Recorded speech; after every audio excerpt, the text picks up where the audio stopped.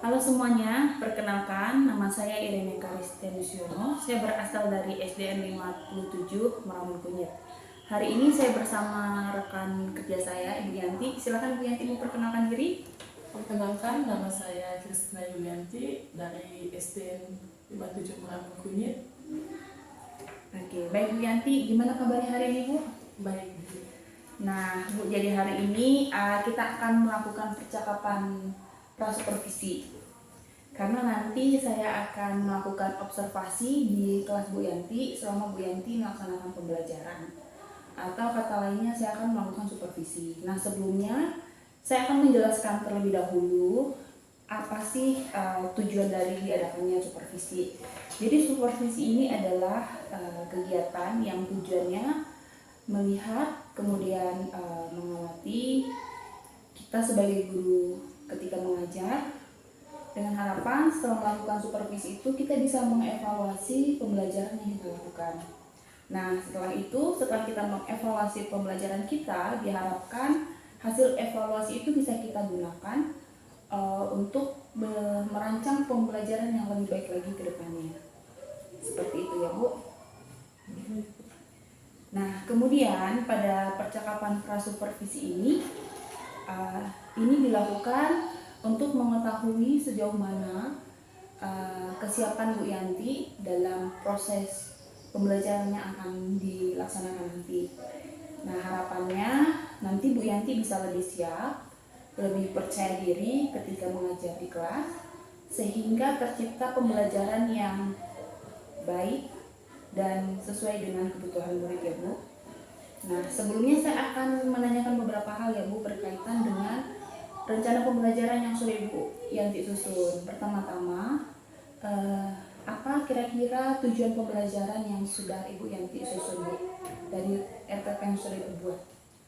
Baik Bu, terima kasih. Berdasarkan rencana pembelajaran saya yang saya rancang, ada 2 tujuan pembelajaran, yaitu yang pertama, siswa mengenal sejarah kedatangan bangsa-bangsa asing ke Indonesia, baik tokoh maupun urutan periodasinya melalui lembar kerja peserta didik. Yang kedua, dengan menggunakan media yang dipilihnya sendiri, murid dapat menceritakan kembali sejarah kedatangan bangsa-bangsa asing ke Indonesia. Itu tujuan pembelajaran yang ingin saya capai. Oke, baik. Jadi dari hasil penjelasan Bu Yanti berarti ada 2, ini saya catat ada 2 tujuan pembelajaran yang ingin Ibu capai ya. Nah kalau begitu saya ingin tahu Bu, kira-kira pada pembelajaran nanti area apa yang akan Ibu kembangkan selama pembelajaran yang ingin Ibu observasi secara khusus Bu? Nah, jadi pada pembelajaran ini saya akan mengembangkan bagian aspek pengetahuan dan keterampilan siswa pada pengetahuan siswa. Yang pertama, siswa tadi mengenal sejarah kedatangan bangsa-bangsa asing ke Indonesia, baik tokoh maupun urutan periodasinya melalui lembar kerja peserta didik. Terus sedangkan di area keterampilan siswa, dengan menggunakan media yang dipilihnya sendiri, murid dapat menceritakan kembali sejarah kedatangan bangsa-bangsa asing di Indonesia. Oke, jadi ada 2 area pengembangan yang akan Ibu lakukan ya. Tadi saya mencatat ada pengetahuan. Jadi di sini anak-anak bisa mengenal sejarah bangsa asing datang ke Indonesia. Yang kedua tadi keterampilannya, mereka bisa menceritakan kembali ya, cerita sejarah kedatangan bangsa asing ke Indonesia. Oke, kalau begitu Bu, bolehkah saya tahu bagaimana gambaran rancangan pembelajaran yang sudah Ibu yang disusun? Misalnya strategi apa yang Ibu gunakan, metodenya, kemudian modelnya seperti itu, atau penjelasan lainnya. Kira-kira bagaimana Bu?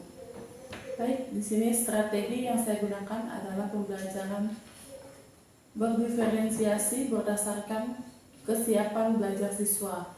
Selanjutnya saya akan membagi siswa dalam kelompok. Model pembelajaran yang saya gunakan model pembelajaran kooperatif dengan metode adalah diskusi dan penugasan. Oke, baik Bu. Jadi nanti Bu akan menggunakan strategi pembelajaran berdiferensiasi ya.